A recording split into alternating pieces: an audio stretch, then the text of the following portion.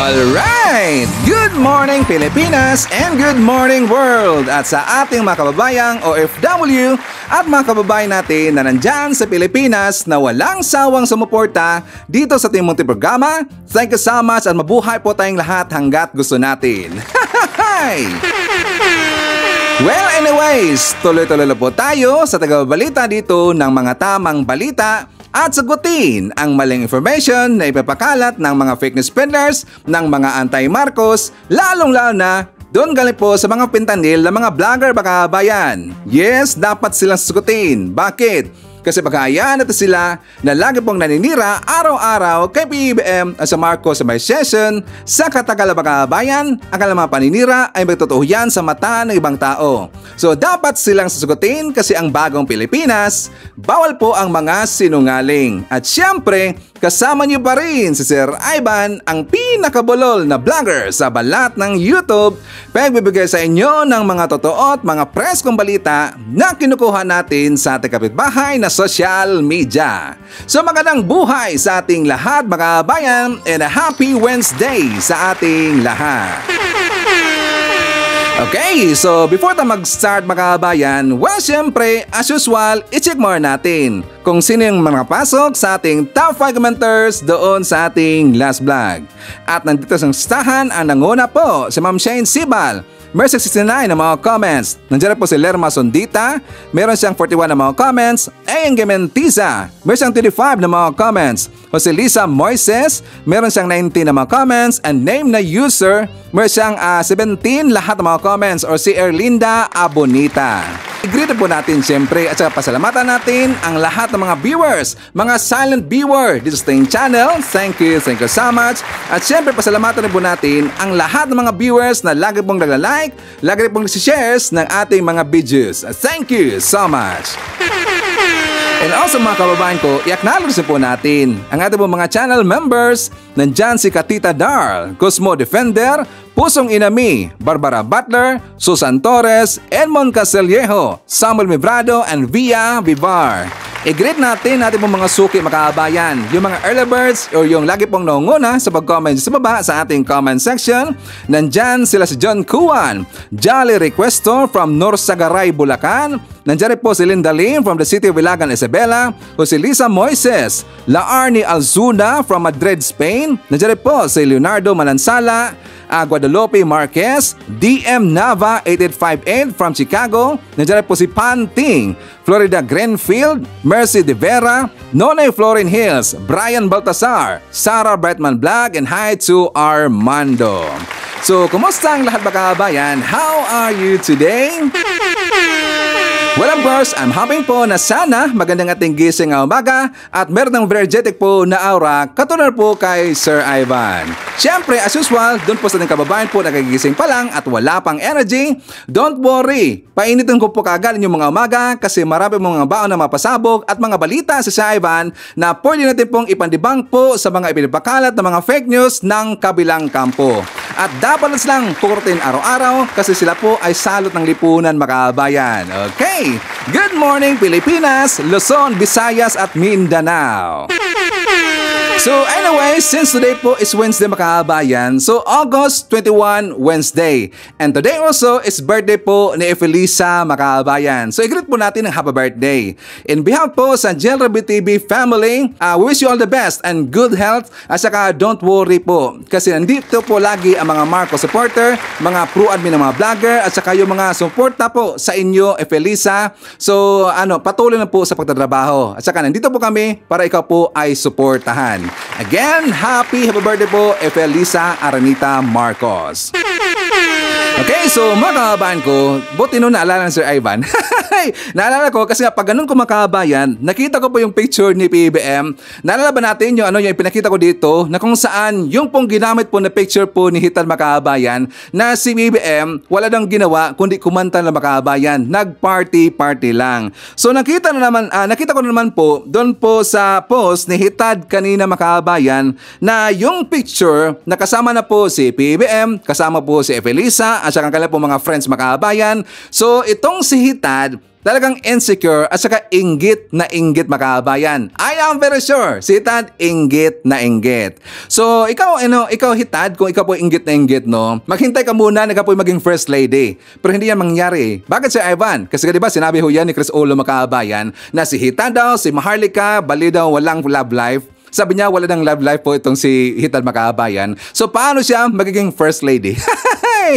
Hanggang dreaming na lang itong si Hitad mga kabayan or hanggang inggit na lang po match. At saka naalala ko mga kabayan, di ba sinabi ko na hindi ko po alam kung ano po yung kinanta ni PBM during that night sa last Friday. Kasi ngayong last Friday, sa hindi po nakakalam, nagkaroon kasi po ng advance surprise birthday party dito po kay Efelisa. Kaya nga hindi yan ipinaalam kasi yan po ay surpresa mga kababayan. So, meron pong kumalat na picture, galing po nila kay Hitad, galing po doon sa Top Correlation. So, doon ko nakita na kumanta po itong si PBM. At nalaman ko kahapon mga kababayan, kasi meron na pong video na kumalat ngayon na kumanta po si PBM yung kanta pong Umagang Kay Ganda, yung basta tayo'y magkasama, laging mayroong umagang kay ganda, mas lalong nainggit ito pong si Hitad mga kababayan. Kasi nga kinantahan niya si Efelisa at saka talagang nakatas mga kababayan, nakaka-inlove hanggang inggit na lang itong si Hitad. So anyways, patuloy tayo. Kasi meron pong nag-forward sa atin po ng isang video mga kababayan galing po sa ating solid viewer yung tungkol po sa sa bakbakan po ni Sara at saka ni Risa Hontiveros mga kababayan. Doon po sa budget hearing po sa Senado. Kasi nga nakita ko doon talagang talagang hybrid itong si Sara Pikon na pikon. Talagang masasabi natin dito mga kababayan na konting problema lang, konting question lang, hindi niya kaya pong sagutin or ayaw niyang sagutin. Parang feeling authored. Sakto ba? Feeling authored or feeling entitled mga kababayan? Feeling centered. Self-centered nga pala. Feeling self-centered ito pong si Bibi Sara. Kasi nga parang feeling niya doon Duterte ako. Kung ano man ang malalabas po sa aking bunganga, dapat inyong sundin. Ganon sila po ka-diktador ito pong mga Duterte mga kababayan. Di ba kitang-kita natin, feeling diktador talaga At saka meron pong nag-forward sa atin. Isa rin pong haters natin mga kababayan. Finorwardan po ng video po doon sa bakbakan po ni Sara at saka ni Risa Hontiveros galing po sa ating haters. Kasi gusto niyang makita po ang ating banat mga kababayan. Kung paano ko daw mariribatan yung mga banat ni Sara doon po kay Risa Hontiveros. Chinalis niya si Sir Ivan. Isa lang po masasabi ni Sir Ivan. Ang ginawa po ni Sara doon katangahan at hindi po napahiya doon itong si Risa Hontiveros mga kababayan. Hindi po napahiya. Kanang parang kalma lang mga kababayan, yung chill na talaga siya magtanong Pero the way po magtanong ito si Risa Hontiveros, talagang meron talagang unod. Meron talaga pong sense mga kababayan. Unlike doon kay Bibi Sara na samantalang dapat niya sanang sagutin po yung napaka-simple na question po ni Risa Hontiveros sa kanya kasi nga siyempre as a mambabatas, as a senator or bilang Pilipino, dapat po natin pong malaman kung ano ba talagang konteksto yung ginawa po na libro po ni Sara Makabayan na yung isang kwago. Isang kaibigan daw. Di ba? Simple na po Tas ang tanong rin po ni Senator Risa Hontiveros kung ilan ba daw ang bibilihin ng gobyerno na libro mga kababayan. Pero ayaw niyang sagutin. Kundi ang kanyang banat po doon mga kababayan, sabi niya, this is an example of politicizing the budget hearing through the questioning of Risa Hontiveros mga kababayan. Di ba yan pong sabi po ni Sara, this is an example of politicizing budget hearing through the question of Risa Hontiveros. Game politika ba mga kababayan? Hindi ko ito magets At hindi ko rin po maintindihan ang ugali nito ni BP Sara. Bakit niya naman po masabi na gin-politicize yung pag-question daw o yung budget hearing ni Risa Hontiveros? Which is simpleng question lang po yun. Simpleng question kasi nga alam niyo mga kababayan, talagang feeling entitled siya. Parang ayaw niyang tanungin mga kababayan. Ikasalanan yun ni Risa bakit siya tinanong? Bakit naman kasi tinanong po ni Rizal Ontiveros itong si Sara? At saka yan po ang lagi namin sinasabi na kapag ikaw ay gusto maging DDS, ang requirements po dyan ay dapat ikaw po maging tanga makabayan, maging tanga at saka bobo at hindi po rin po marunong gumamit ng critical thinking makabayan. Ganyan po yung mga DDS. Kaya nga iba ang kanapakatingin doon sa hearing na yon, napahiya daw itong si Rizal Ontiveros makabayan. Napahiya ba sa banat ni Bibi Sara? I don't think so. Ang napahiya doon at talaga pong na-expose ito pong si Bibi Sara. Ganyan ba ang gusto natin po na maging presidente makabayan sa darating po na 2028? 'Di ba? Kitang-kita talaga wala po sa kanyang sa kanyang kapasidad na mamuno po bilang presidente or hahawak po ng pinakamataas po na posisyon po sa Pilipinas makabayan or sa gobyerno natin. Hindi talaga pwede. Kaya marami pang kakainin po na bigas ito pong si BP Sara makabayan. So before na mapatuloy po sa ating mga karagdagan po na opinion, ipakita ko muna sa inyo yung pong nangyaring bagbakan kahapon dun po sa Senado sa budget hearing po ng OBP makabayan. For more details, let's watch this. Tree planting activities. This gets an appropriation of 100 million pesos. Part of this campaign is an allocation of 10 million pesos for the distribution of Isang Kaibigan books, a children's book authored by the VP.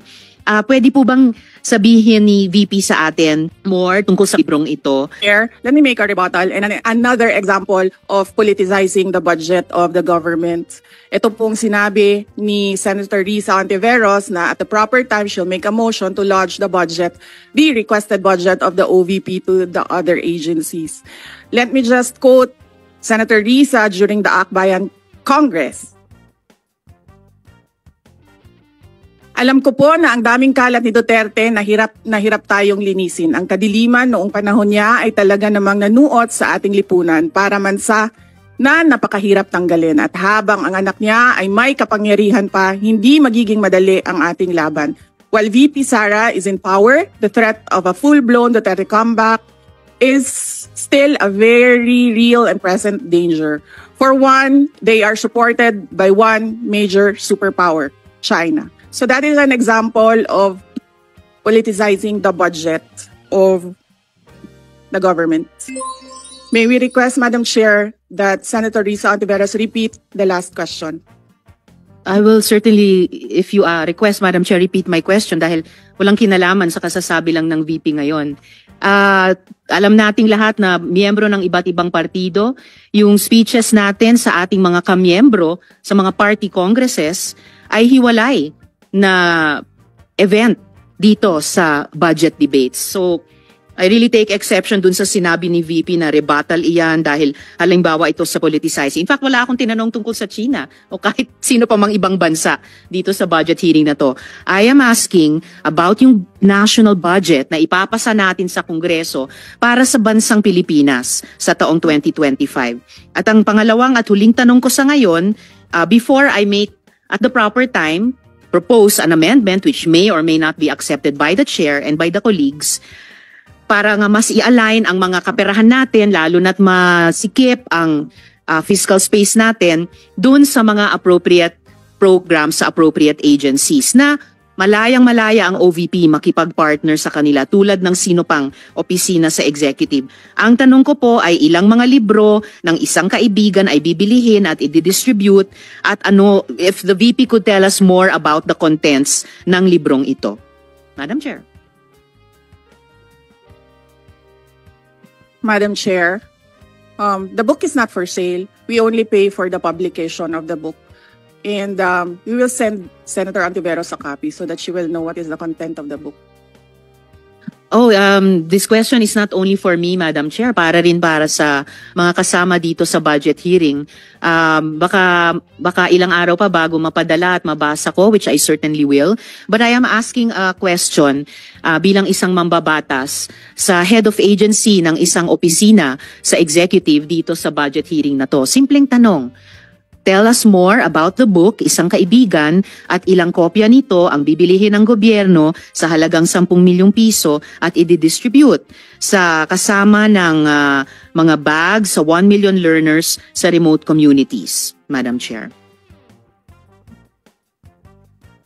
Madam Chair, this is an example of politicizing the budget hearing through the questions of a senator. Ang problema niya kasi, nakalagay yung pangalan ko doon sa libro. At yung libro na yan, ibibigay namin doon sa mga bata. At yung mga bata na yan, may mga magulang na boboto. At yung pangalan ko ay nagkalat doon sa kung saan man ibibigay yung libro. Madam Chair, we commit to send tomorrow everyone in this room a copy of the book. Madam Chair, hindi ko maintindihan yung ugali ng ating resource person. It is a simple question. Paulit-ulit na this is politicizing. Ang VP ang nagbanggit ng salitang boboto. Wala akong sinabing boboto. I'm simply asking, hindi ko ma-imagine we're making so much trouble, so much fuss about a 10 million peso item na itinatanong ko lang simpleng, what is the book about? At ilang kopya ang bibilihin ng gobyerno sa halagang 10 milyong piso at i-distribute. I don't appreciate this kind of attitude, Madam Chair. Usually, ang resource persons natin ay nagbibigay ng parehong institutional courtesy sa legislature na ibinibigay natin sa executive. I don't appreciate this kind of attitude. Tolentino, do you have Madam Chair? Madam Chair. Yes, Madam Chair. Hindi ko rin maintindihan ang ugali ni Senator Risa Ontiveros, and I do not appreciate, ano yung sinabi niya? I do not appreciate this kind of behavior and attitude. Madam Chair, noong 2016, tumatakbo si Senator Risa Ontiveros na senator, nakailang talo na siya. So, Dalawa, Madam Chair. okay, dalawa. Natatakot siya sa pangatlong talo niya, kaya pumunta siya sa Davao. Humingi siya ng tulong. Tinulungan siya ng isang kagawad ng Davao na ngayon hindi na siya sinusuportahan. Humingi siya ng tulong sa akin, thinking na hindi mananalo si President Rodrigo Duterte. Kinausap niya ako ng kinausap doon sa law office ko sa Davao City. Sabi ko sa kanya, o sige, tutulungan kita. Chinika niya ako ng chinika. Tapos umalis siya. Siyempre, hindi naman siya tumutulong kay Pangulong Duterte. Hindi din totoo yung sinabi ko na tutulungan kita. Tinext niya ako. Pwede ba akong mag-follow up sa hinihingi kong tulong sa boto dyan sa Davao City? So sabi ko sa kanya, okay, sige. So, tinawagan ko at sinabihan ko at pinakiusapan ko ng pinakiusapan si former Congressman Milen Garcia. Sabi ko sa kanya, Kong, tulungan mo ito. Bigyan mo na lang ng ilang barangay mo at ilang mga leaders mo. Ayaw pa siya tulungan ni former Congressman Milen Garcia. Pinakiusapan ko ulit, Kong, please tulungan mo na lang. Nanalo na siya, at nung nanalo siya, anong ginawa niya? Siya ang pinakaunang umatake kay President Rodrigo Duterte. Anong tawag sa ugaling ganito? With due respect to our resource persons and also our colleagues, I think this doesn't really, I understand there's history among all of us here, but I think that we should really stick to the budget, and I think this is just being very objective. I would like to ask also, since we're going to be furnished a copy tomorrow, we can look at it and evaluate what the content of the book is. But maybe just a general, we won't ask line by line, ano ba yung libro na yan? But tell me, is it for good manners and right conduct? That's fine. Is it science? Is it history? So maybe just a general one, so we can just answer it, because I understand that every office will have its own advocacy and initiative. So, but then I don't think it's also wrong for us to be curious what it is about. So just a general one. Any of the undersecretaries can tell me what the topic of the book is. Is it history? What is it? Madam Chair, the explanation is in the title, Isang Kaibigan. It's about friendship. Okay. Then that's for the record. It's about friendship.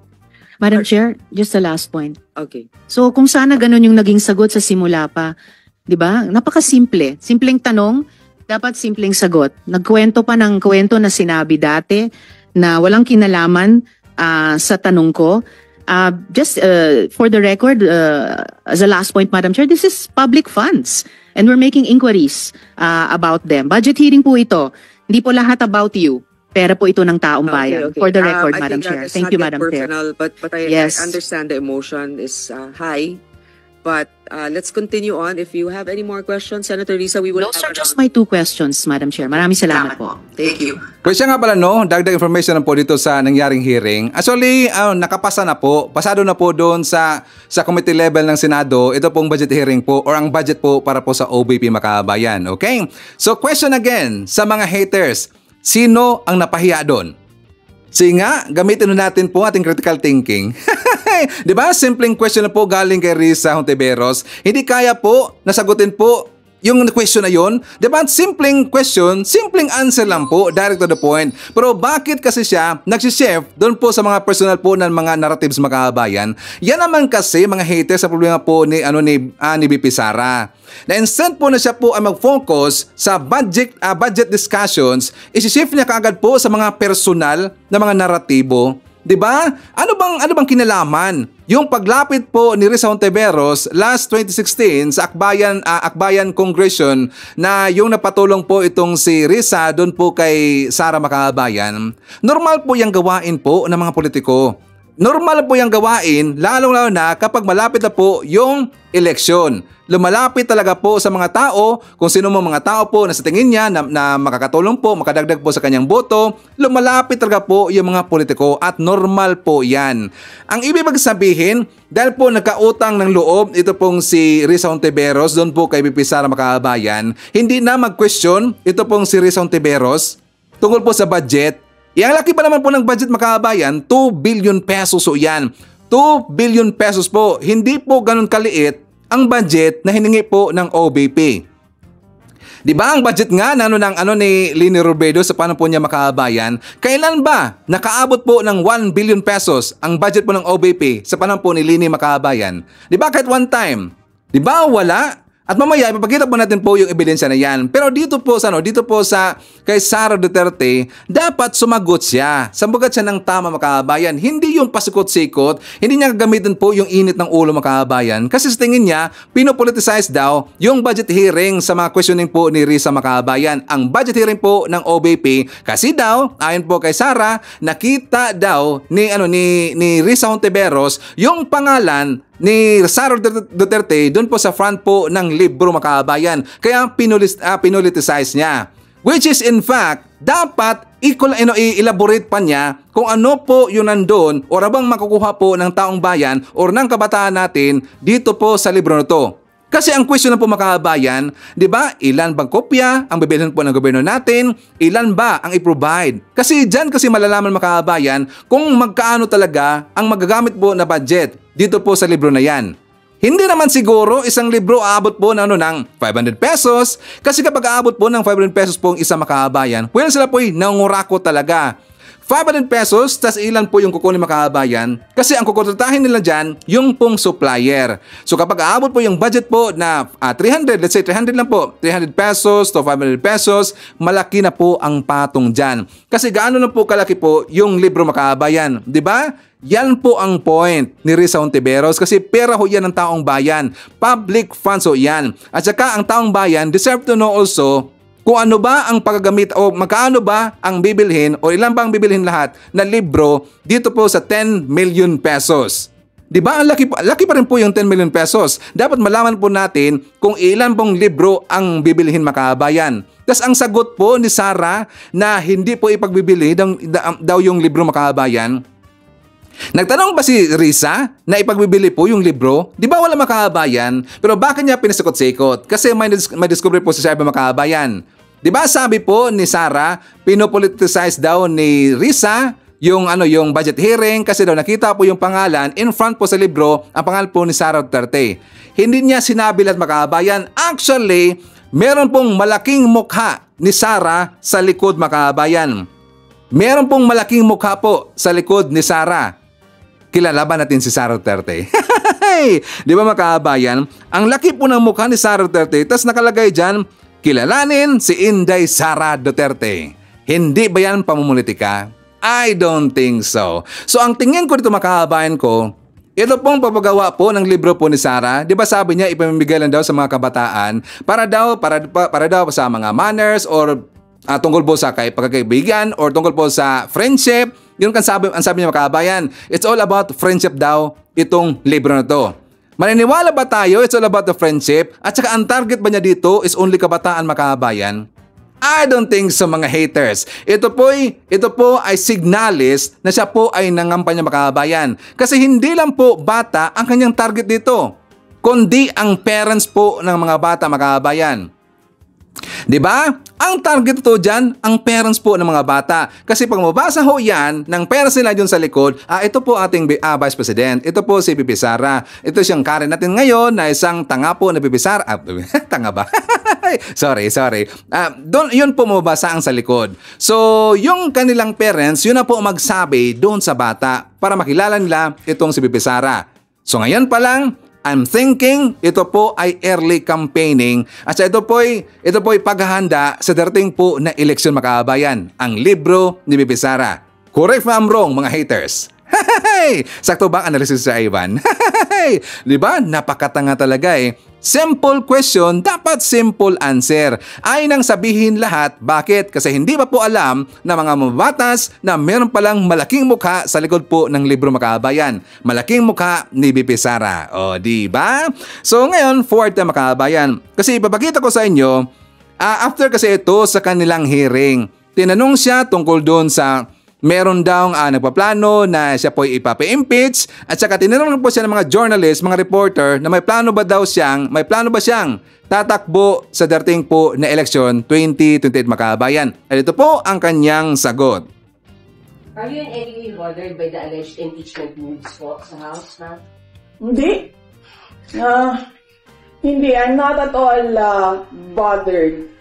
I am bothered na gusto nila i-frustrate ang pinili ng mga tao na maging vice president all because of power and politics.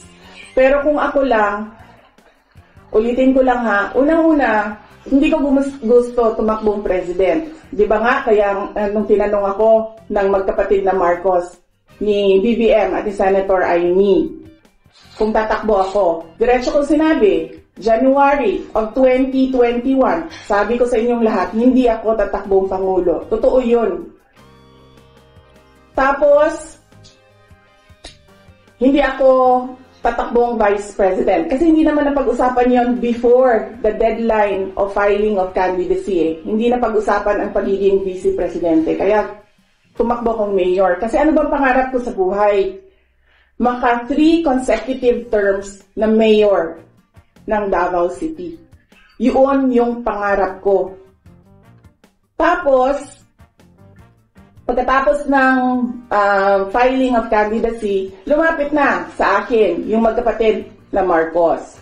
Sabi nila, hindi kami mananalo kung hindi mo tutulungan kami sa Mindanao at sa Visayas. Sabi ko sa kanila, okay, sige, dahil maraming big ticket projects si Pangulong Duterte sa Davao City, sa Mindanao at sa ibang lugar pa ng ating bansa na gusto nating mapatuloy. Kaya nga, di ba, tumakbo kami on the platform of unity and continuity na hindi natin nakikita ngayon na saan na yung mga big ticket projects. Wala na lahat. Unappropriated.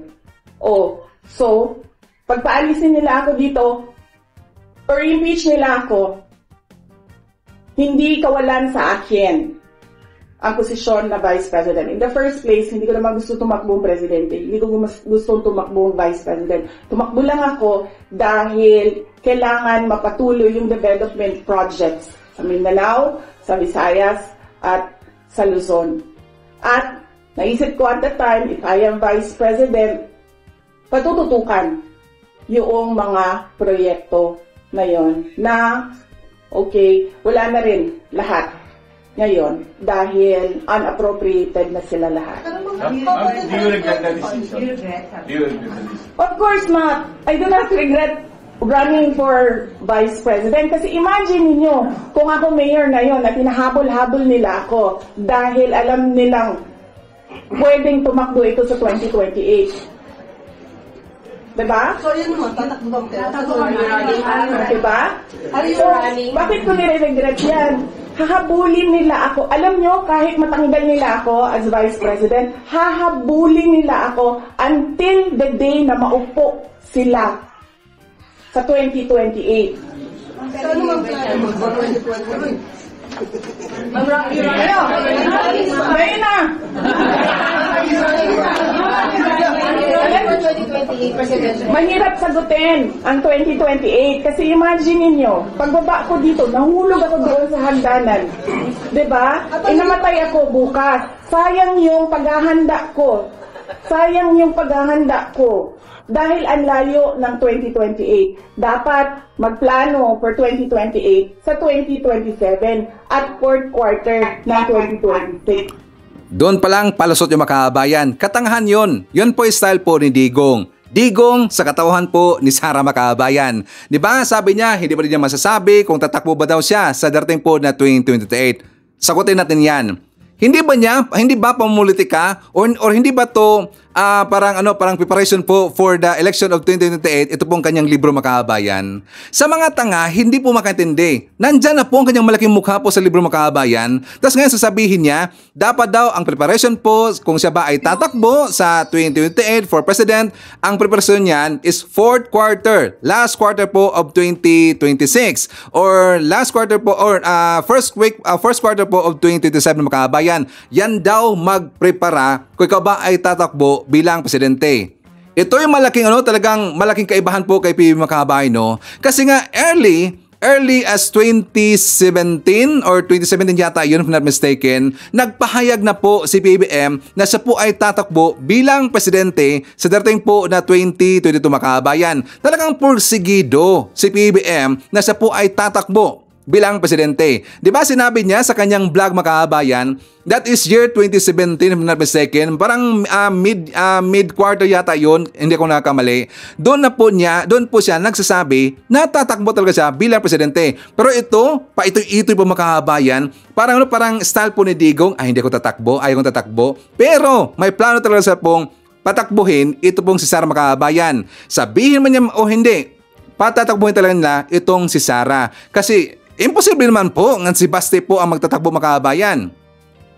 Imposible talaga si Digong. Hindi po pwede. Si Basti ay lalo na, bobo yun Makabayan. Si Pulong anak ko po, lalo na, tanga yun. Hindi po pwede. So ang kanilang best choice dito, ito pong si Sara Duterte.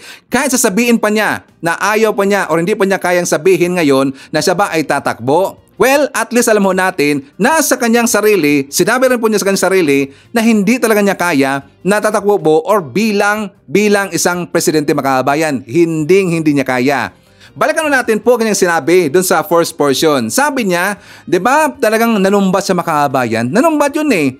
'Di ba sabi niya na siya daw ang nilapitan ng Marcos siblings, si Senator Aimee, si Senator Aimee at saka si PBBM. Si PBBM daw at saka si Aimee ang lumapit sa kanya Makabayan para daw siya po hikayatin na tatakbo bilang vice-presidente. Sabi niya, wala siyang plano tatakbo bilang presidente or vice-presidente kasi alam niya hindi niya talaga po kaya na itong pagiging vice-presidente at saka lalong-lalo na presidente. Alam niya sa kanyang sarili. Kaya sinabi niya kay Aimee at saka kay PBBM na hindi niya kaya at ayaw niyang tatakbo. Pero ito po'y kinumbinsi ni Senator Aimee Makabayan. Pero ang lumapit doon kay Sara, ito pong si Aimee.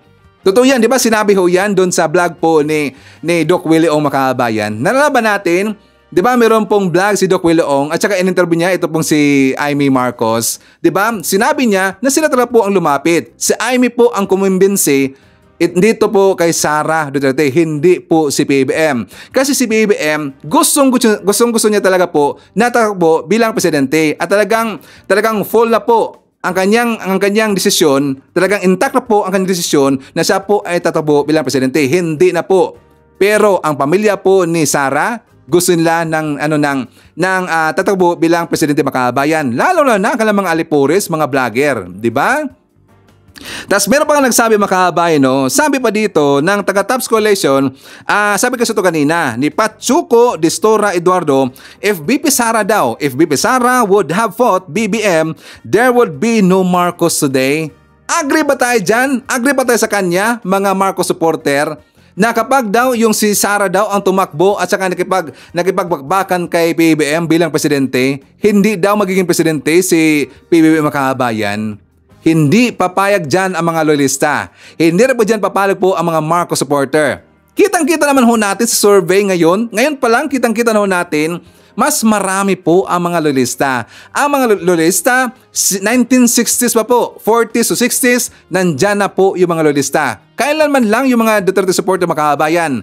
Ang mga Duterte supporter, nakilala na po sila, that is year 90s ba, if not mistaken. Di ba 90s na po sila nakilala, pero loyalista, 40s, 50s, 60s, nandun na po sila mga kababayan. Solido na po sila lahat at talagang napakalaking komunidad po, community, ang loyalista. Totoo yan, malaki talaga mga kababayan. Tapos sasabihin nila, kayang-kaya daw ni Sara itong si PBBM kung sakaling si Sara ang tumakbo bilang presidente, nakipagkontra doon kay PBBM mga kababayan. I don't think so. Diretso sa inodoro yon. Di ba nakakatawa naman? So anyways, for mo tayo. Sinabi po niya mga kababayan na pumayag daw itong si Sara na makipag-unite dito kay PBBM at saka kay Senator Amy Marcos kasi pumayag siya sa platform na unity at saka continuity mga kababayan. Ngayon, hinanap niya na sana daw yung continuity kasi ang mga big tickets ng mga projects mga kababayan hindi niya daw nakita. Sinungaling ang gunggong na yon, hindi ba kinontinue ni PBBM ang project po ng mga Duterte mga kababayan? Yan, bulag ba siya? Hindi ba siya nagbasa ng balita? O hindi ba siya nanonood po ng balita? Yan pong Metro Manila Subway Project mga kababayan. Di ba? Yan po ay sa panahon po yan ni Digong, pero hindi po naumpisan mga kababayan. Yan po ay naumpisahan sa panahon na po ni PBBM. Pero yan talaga originally, ang budget ginamit yan at saka yung planong ginamit dyan, panahon po ni Digong. Yan po ay itinuloy po ni PBBM. Kasi alam po ni PBBM, malaking tulong talaga yung project na yan. And second, ang flood control. Ang flood control project. Naalala ba natin yung sinabi po ni PBBM na meron pong 5,500 po natapos po ng mga flood control projects? Di ba sabi niya mga kababayan, merong natapos na 5,500 po na flood control projects. So kaya naintindihan ko na po. Bakit ko naintindihan yan? Kasi di ba lately lang meron pong sinabi po si NEDA Secretary Arsenio Balisacan mga kababayan, si Balisacan. Ipakita ko sa inyo. Kasi sabi po ni Secretary Arsenio Balisacan, sabi niya, inamin sa Senado na wala pang aprobado na malaking flood control project. Wala pa dang aprobado na malaking flood control project ang Marcos administration. Sa kabila ng bilyon-bilyong ginagastos ng gobyerno kada taon para sa feasibility study nito. Ngayon, ang tinira ng mga kababayan, si PBBM. Nagsinungaling daw si PBBM. Iwala pa dang flood control project mga kababayan. Napahiya ba si PBBM?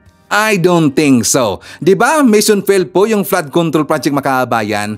Ang feasibility study ginamit doon, panahon po ni Digong. Tinapos lang po ni PBBM kasi meron ng budget ho yan, meron na pong plano ho yan, so pag-implement na lang po. Kinontinue ho yan ni PBBM. Kaya nga sinabi ni PBBM, meron pong 5,500 po ng mga flood control projects na natapos kasi hindi po natapos po ni Digong. Ang daming pending na projects po ni Digong mga kababayan na tinapos po ni PBBM. Pero ang flood control projects po ni Digong, feasibility na ginamit, mission failed. Diba? Ano nangyari po sa Manila mga kababayan? Ano na, mga haters? Sakto ba ang analysis sa Ivan? Sino napahiya dito, 'di ba? Wala pang budget. Kasi si PBBM, dahil po sa nangyari po sa Manila, recently po na grabe yung baha doon mga kababayan, very devastated talaga, inistadihan ngayon ni PBBM para po na ayusin nila, i-upgrade nila po yung flood control projects po ni Digong at saka magdagdag sila mga kababayan. Inistadihan muna yan ni PBBM at ng Marcos administration para hindi na po maulit yung ganun po na klase po na baha mga kababayan. So kapag meron na pong budget po ang Marcos administration para po dito sa flood control projects, aasahan natin maganda yan pagkagawa. Kasi po, lesson learned ho mga kababayan. Based po sa experience, alam na po nila kung saan po yung root cause ng issue, kung bakit po nagaganon po yung baha mga kababayan. So alam na po ni PBBM. So ang bago po nagagawin po ni PBBM ng mga flood control projects, asahan natin yan po'y epektibo. Okay? So ano na mga haters? Did I answer your questions correctly? Nakakatawa naman. Meron na pong nag-comment mga kababayan, si Cathy Binag. Anong sinabi po ni Cathy Binag, Sir Ivan? Sabi niya, dahil po, 'di ba, aprobado na sa committee level po ng Senado yung budget po ng OBP mga kababayan. Pero dadaan pa ho 'yan doon sa Kamara mga kababayan. Yan ang napaka-excited. Kasi nga doon po sa Senado, parang napaka-chill lang, cool lang, parang ano lang kasi mag-questioning po itong si Grace po Makabayan, parang ano talaga parang napakaluwag lang, no? Niluwagan lang po nila si Sara. Unlike doon sa Kamara, excited si Ivan. Kasi doon sa Kamara, doon makikita Makabayan ang bakbakan.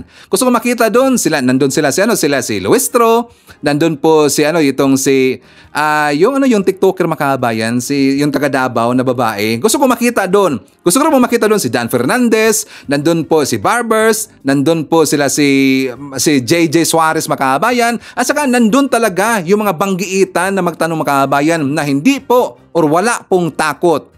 Ganon po ka-excited si Ivan kapag nandun na po pag-usapan po sa Kamara ang budget po ng OBP Makabayan, di ba? Tas sabi po dito na Katibinag, wow! 2 billion lang na budget for the Office of the Vice President. Galing naman ng OBP. Gonggong! Bobo ka ba? Gonggong talaga Makabayan.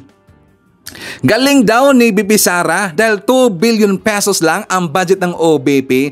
Hindi ba siya nahiya sa kanyang sinabi Makabayan? Hindi ba niya inisip during po kay Lini Robredo, hindi ka umabot ng 1 billion pesos ang budget yearly ni Lini Robredo Makabayan? Ito po ang ating ebidensya. Ipakita ko sa inyo itong video na to para maliwanagan po itong mga taon to Makabayan. For more details, let's watch this. Juan Edgardo Angara. Thank you, Mr. President. Thank you, Majority Leader. Magandang umaga po sa ating lahat, sa ating Vice Pangulo at sa ating mga kasamahan. The recommended budget for the Office of the Vice President is 664,883,000, Your Honor. Mr. President, no member registered to interpolate. Maybe Senator Lapid would like to interpolate. With that, Mr. President, I move that the budget of the Office of the Vice President be deemed submitted and approved. I so move, Mr. President. Any objection? Hearing none, the budget of the OVP is deemed submitted. That's Thank you. 1 minute Thank you, Your suspension, Honor. Mr. President. That's for 1 Session minute. suspended for 1 minute. O di ba? Tuwang-tuwa pa si Lini Makabayan. Sa tingin ba natin kapag gano'n na po kalaki o gano'n na po kaliit ang budget ni Sara Makabayan, 662 million pesos lang ang budget po ng OBP, matutuwa kaya kapag si Sara po gano'n po ang budget Makabayan? Makakasmile kaya si Sara ng gano'n katulad po kay Lini Robredo? Di ba? Katibinag, mag-isip ka naman. 'Di ba? Para hindi ka mapapahiya. Dapat research din. Dapat tingnan mo rin po yung history ng OBP. Pagdating po sa time po ni Sara Duterte, dyan po tumaas ang budget po ng OBP. 2.3 billion pesos, 2.1 billion pesos. Ngayon, di ba ang laki mga kabayan, meron kang 2.2. So ang laki talaga, unlike doon versus po sa panahon po ni Lini Robredo. Pero sila walang alam. Yan po ang requirements po ng mga DDS makabayan, ang pagiging tanga. Tas tuwang-tuwa pa eh. 'Di ba nung nirebat daw ni Sara yung si Risa Makabayan. Sabi pa nga nila wow, grabe, palakpakan sa Makabayan. Kita ko ng vlog nila ni Joy na walang ligo, ay palakpakan talaga eh. Tas sumunod po sila si Rocky, sumunod mo kaagad ito sila si Trexie, mga vlogger Makabayan, tuwang-tuwa talaga eh. Napahiya daw, nilampaso daw si Risa ni Bibi Sara. Mga tanga, nilampaso ba? Mas napahiya doon itong si Sara Duterte kasi katangahan po ang kanyang mga sagot ng Makabayan. Pamumulitika. Ang kanyang libro, preparation ho ito para po sa darating po na eleksyon 2028. Asahan nyo yan. Diba? So anyways, before tayo magpatuloy Makabayan, isat mo natin. Nandyan po si Limon. Hi to Carmen Lee. Nandyan po si Severino Calo, Elizabeth Habihan, Fidel Garbanzos. Hi to Wilfredo Alvarez. Nandyan po si Caroline Campos, Alice Notzela. Hi to Alicia Lick. Nandyan po si Edward Guillermo. Hi to Gorgonia Angala, Wing Salvatierra, Elsa Hoffman, Merna Borromeo. Hi to Mary Reed. Hi to Rosalie Cartera, Victor Robin, Ani Hoson. Nandyan po si Evelyn Garcia, Ginaro Salamat ng Bungalon, Pangasinan. Kasama rin po natin si Jemson, si Jemboy, si Jeriel, and Regine of Badawi, Cebu. Greetings from Rodolfo Ranarabor of Tansa, Cavite. Hi to Melanie Estochi and Rodalyn Palyasa. They are watching from Dubai, UAE. Nandyan po si Ana Cordova, Aiki Adam, Lola Eva Vlogs, Dionisio Peralta, Lerma Sondita, Gemma Ramirez, and Haitsu Nats Omega. Okay, so ipapakita ko sa inyo mga kabayan, ito pong sagot ni Representative Erwin Tulfo doon po sa tanong ng journalist na totoo ba daw na merong inihahain ang Kamara, ang Kongreso patungkol po sa impeachment dito kay Sara Duterte mga kabayan. At dito po mapapahiya po dito itong si Rocky at saka si Sara mga kabayan. For more details, let's watch this. The Vice President said today that meron daw po talagang usapan dito sa Congress to impeach her. Sabi niya, they can deny it, but I know there's something going on. Parang ganun. How do you respond to that? Parang naninindigan siyang meron eh. May moves to impeach her. Personally, I do not know if there is such a thing, a plan of impeachment. Doon sa meeting with the House leadership, wala ring nabanggit. Nung magkaroon ng meeting kagabi, political leaders last night, there was also no mention of impeachment of the VP. Rather, the meeting was all about yung line-up ng administration. So I really don't know where did Madam Vice President Duterte got the information kasi kung may nagsasabi sa kanya na there's such a thing na impeachment laban sa kanya. Kasi the office of the speaker already saying na there's none. Ako, personally, I have no idea. At maging yung mga meeting kagabi ng House leaders, kung sinasabi niya doon ng galing, then ang pinag-usapan lang kagabi, the speaker said, was all about the lineup for the 2025 senatorial election of the administration.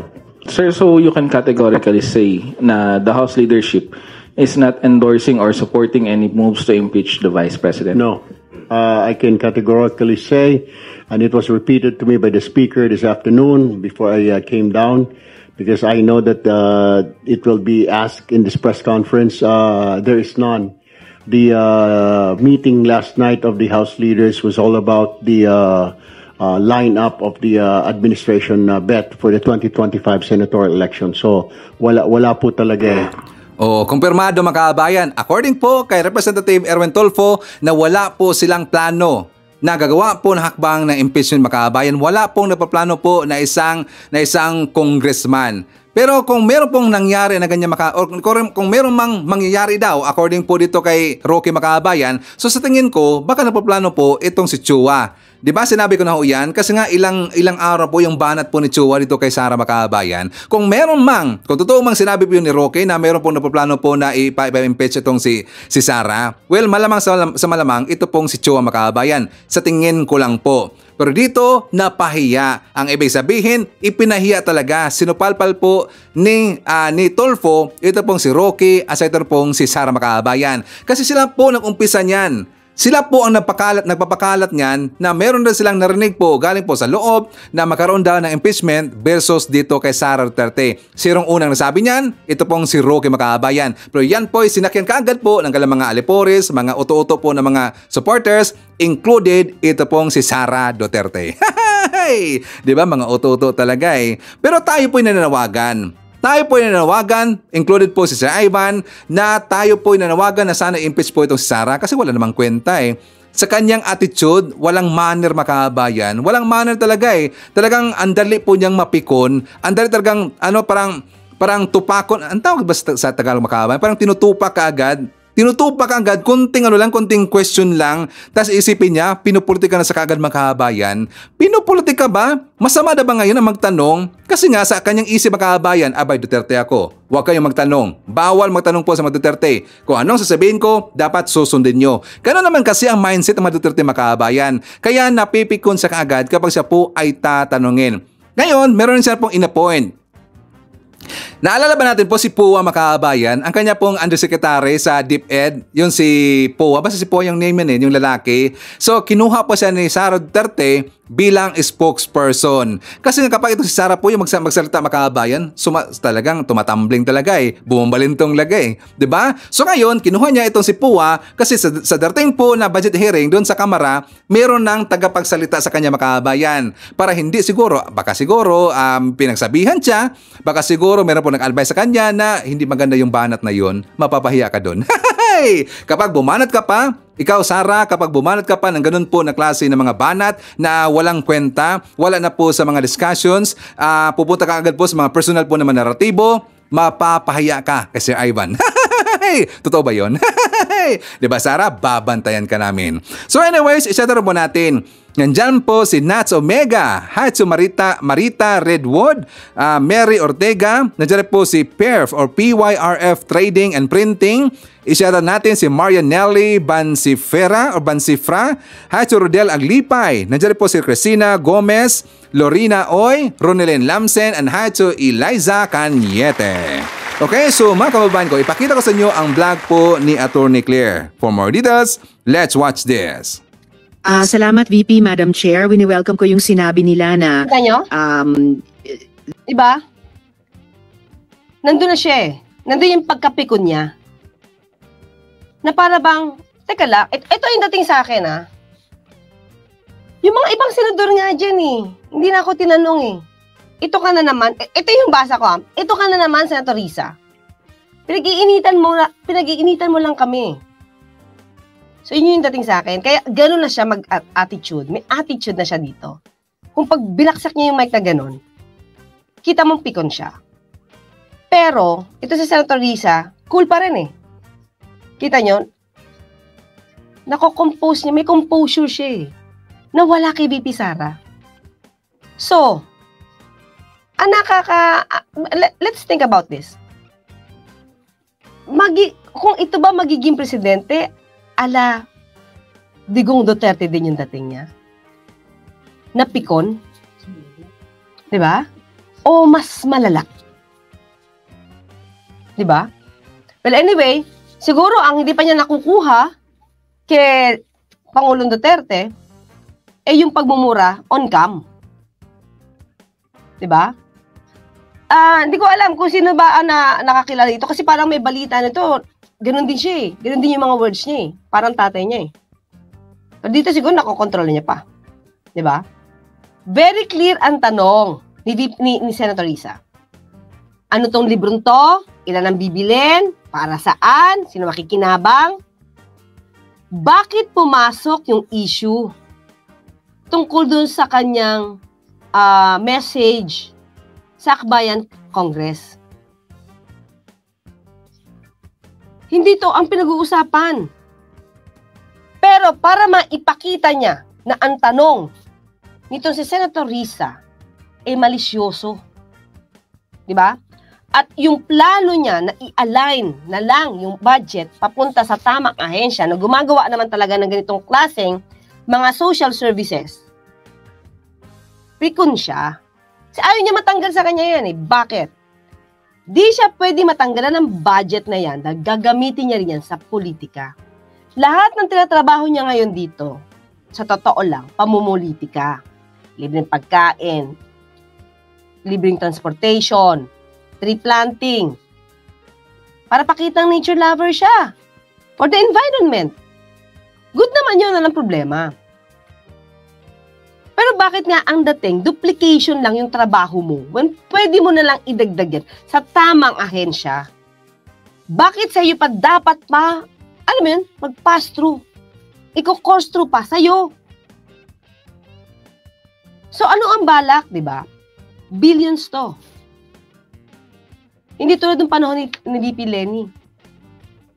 Nakakakuha siya ng ibang sources para magampanan niya yung ibang trabaho niya. Di ba?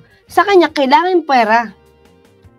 At bumili pa, di ba? Ang sabi niya, yung libro, authored. Authored niya. Nandun yung pangalan niya. Di ba? Lumalabas dito, pinopromote niya yung pangalan niya. Sa pamamagitan ng mga bata.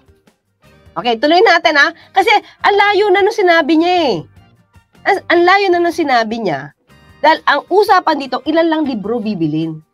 Bakit kailangan ka mag-segue ng ganyan? Ba't kailangan mo dyan dalhin ang discussion? Diba? Para mapakita mo sa taong nakikinig na itong si Risa, lahat ng tanong nito, malisyoso. Ganun yun. Of the government. May we request, Madam Chair, that Senator Risa Ontiveros repeat the last question. Diba? Hindi niya inisip talaga yung tanong. May we request that Senator Risa to repeat the question? Ibig sabihin, hindi niya natukuha yung tanong. Gusto niya lang banatan agad. Through this. Pinagandaan niya yan.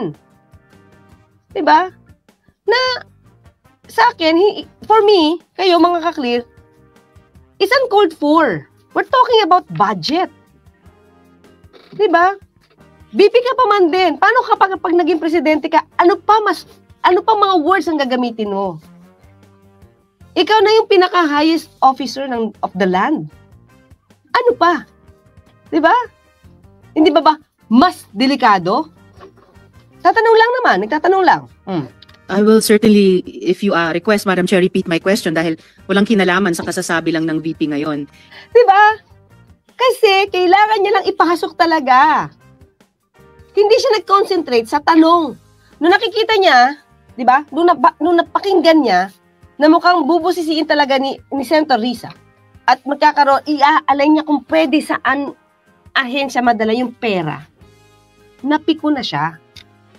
Piko na. Ayaw niya mabawasan na yan. Ayaw niya na ialay niya sa iba. Dapat sa OBP yan.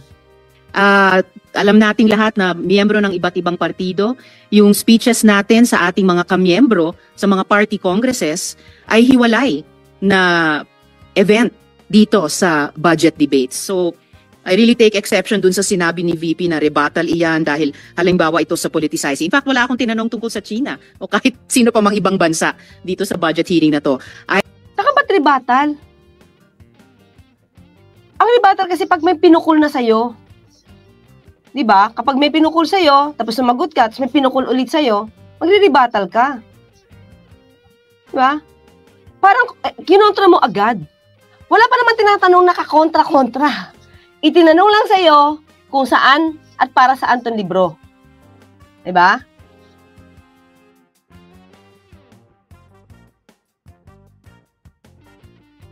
I am asking about yung national budget na ipapasa natin sa Kongreso para sa bansang Pilipinas sa taong 2025. At ang pangalawang at huling tanong ko sa ngayon, before I make at the proper time, propose an amendment which may or may not be accepted by the chair and by the colleagues para nga mas i-align ang mga kaperahan natin, lalo na't masikip ang fiscal space natin dun sa mga appropriate programs sa appropriate agencies na malayang-malaya ang OVP makipag-partner sa kanila tulad ng sino pang opisina sa executive. Ang tanong ko po ay ilang mga libro ng isang kaibigan ay bibilihin at i-distribute at ano, if the VP could tell us more about the contents ng librong ito. Madam Chair. Madam Chair, the book is not for sale. We only pay for the publication of the book. And we will send Senator Ontiveros a copy so that she will know what is the content of the book. See? Kita nyo? Tinatanong ko maayos. We deserve to know. We deserve to know. We deserve to know. Ano ba yan? Saan mo pagkagasusan yan? Tinatanong siya kung anong content. Ba't hindi mo masabi? Diba? Hindi ba tayo din ang gagastos niyan? Tayo mga taxpayer? Diba? Bakit ganon? Bakit napipikon siya? Ulitin natin. Move on tayo. This question is not only for me, Madam Chair, para rin para sa mga kasama dito sa budget hearing. Yun, di ba? Kasi, sabi niya, sige, bibigay ko na lang sa kanya. Bibigay ko sa kanya yung kopya para malaman niya yung content. Is that the right answer? Sabi, tama si Senator Risa. Hindi lang para sa akin to. Para sa mga tao to. Diba?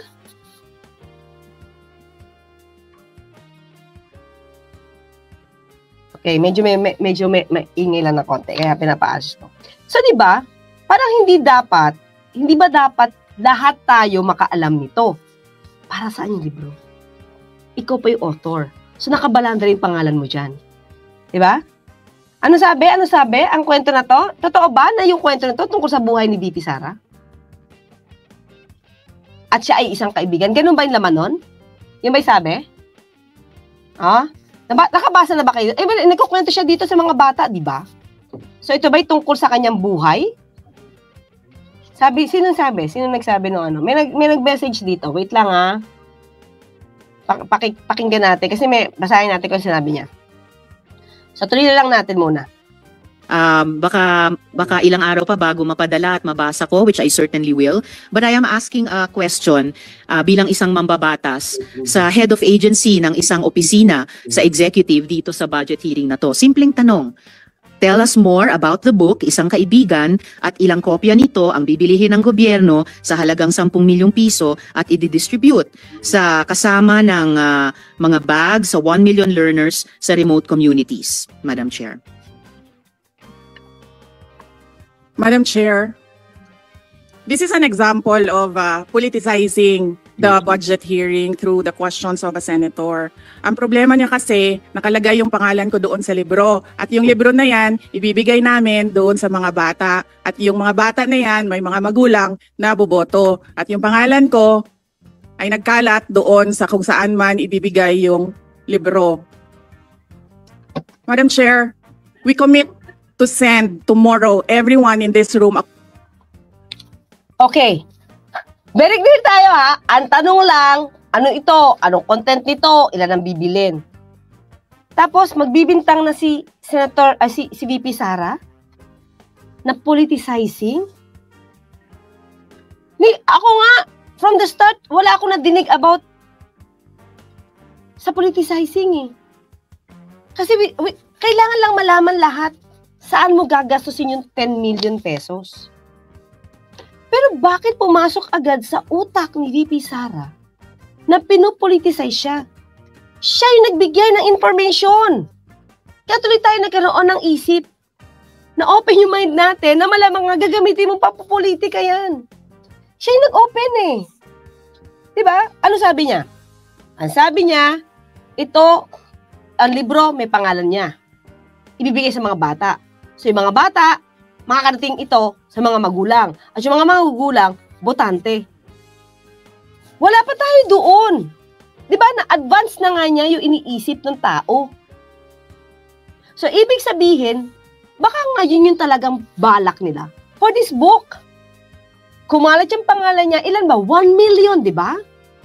1 million learners. 1 million ito. Libro na mabibigyan. Hindi ba yung pamumulitika? Sa kanya nang galing eh. Yung idea, nagpupunta ito at makikita ng mga magulang na doon yung pangalan niya, sa kanya nang galing, sa bibig niya nagmula. Diba?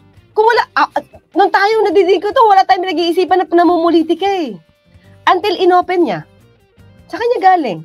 Sabi ni Gertrudes, parang bauhay yata niya yung nasa kwento. Anyway, tignan natin kung ano talaga. Siyempre, pagkakaibigan, yun na ino-offer niya. O, di maganda naman talaga yung topic. Kaya lang, as VP, sa akin ha, as VP, parang hindi naman natin minamalit yung gumagawa ng kwento. Mahirap gumawa ng kwento pambata, di ba? Pero as VP, tingin ko dapat mas sinusulat mo na about politics eh. Para mas malalim, di ba? Hindi na yung pambata. Okay? Okay, may nag-message dito. Ay, nawala. Wait lang. May nag-message. Basahin natin. Liit. Basahin natin. Sino? Si Pasita? Story of Sara daw. Yung book, attorney. Napanood ko yan. Pikon. Unmannered. Unethical. Magsasagot si Inday Sara. Okay, may mga isinasagot wala sa topic. Yun na nga. So, galing kay Ma'am Pasita Cesa. So, lumalabas talaga, buhay niya, ay talaga pamumulitika nga yun. Diba? Pamumulitika yun. Tapos, kaya siya pikon, siguro kasi na-open. Tapos ayaw niya din banggitin kung ano yung tungkol sa kwento. Kasi it will reveal na malamang buhay nga niya nandoon.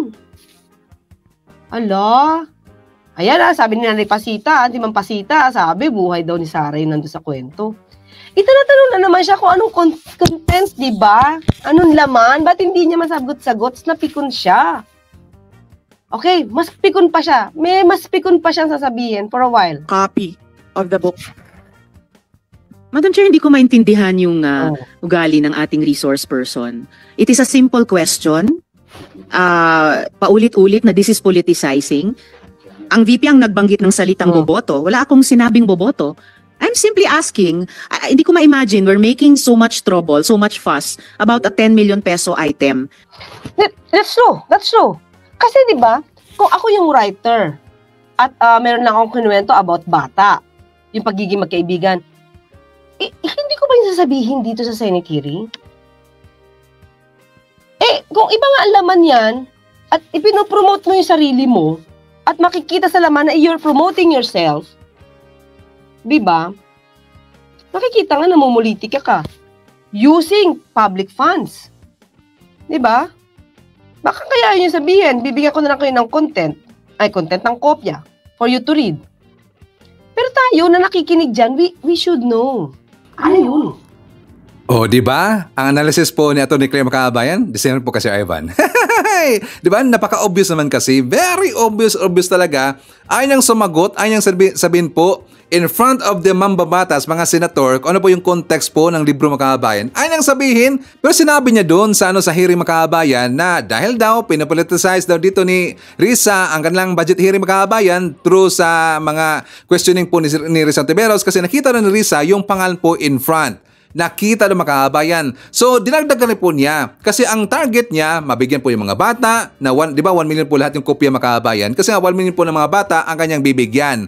Ngayon, sa mga bata, pag mabigyan na, pero ang bubabasa niyan, yung kanilang parents. So, from sa bata, ang target niya, pero ang talagang totoong target niya, ang mga parents, kasi yun po yung mga botante Makabayan, di ba? Sakto ba ang analysis si Ivan?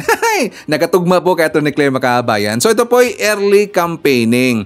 Yan po ay bawal Makabayan. Yan po ay napakabawal talaga. Tas, ngayon, harap-harapan, gagamitin po yung funds ng gobyerno natin, pera ng bayan, para po sa pamumulitika po ni Sara Makabayan. Papayag ba tayo dyan? Diba? Kaya nga excited po si Ivan kapag pupunta na po yung budget hearing po ng OBP doon sa Kamara Makabayan. Doon, talagang lalatosin yan. Sasabunin niya Makabayan. So anyways, thank you so much ka pala sa ating mga viewers sa mga nag-comment sa baba na hindi po natin po na shoutout dito. Thank you so much. At syempre, yan po ang ating manakap ng mga balita ngayong araw. Kung nakaabot ka po sa portion na to, sana kapag-like na ho tayo. Libre po mag-share, libre din na mag-subscribe. Again, maraming salamat sa mga viewers na hindi nag-skip ng ating mga commercials. Thank you so much. At before natin tatapusin ang ating programa ngayong araw, sana sabayan nyo si Sir Ivan para sa ating live messaging prayer. Magandang umaga, Panginoon ko. Salamat po sa pagbibigay mo sa akin ng kapayapaan at biyaya. Panginoon, naway samahan mo po akong lumakad. Gabayan ako sa lahat ng katotohanan at bigyan mo po ako ng lakas sa aking kahinaan, pag-asa sa aking pagkabigo at kagalakan sa aking pasakit. Ano man ang mangyari sa buhay, mangyaring hayaan akong maunawaan ang iyong mga intensyon sa likod nito. Hindi sisihin o mamaliing intindihin ka at maniwala na dapat mayroong iyong perpektong plano sa likod nito. Ngayong araw, nais kong hanapin ang iyong mukha sa aking buhay at magsalita at kumilos ayon sa iyong kalooban upang luwalhatiin ang iyong pangalan. Idinadalangin ko ito sa pangalan ng ating Panginoong Jesucristo. Amen. So maraming salamat mga kababayan and I hope to see you again on my next video.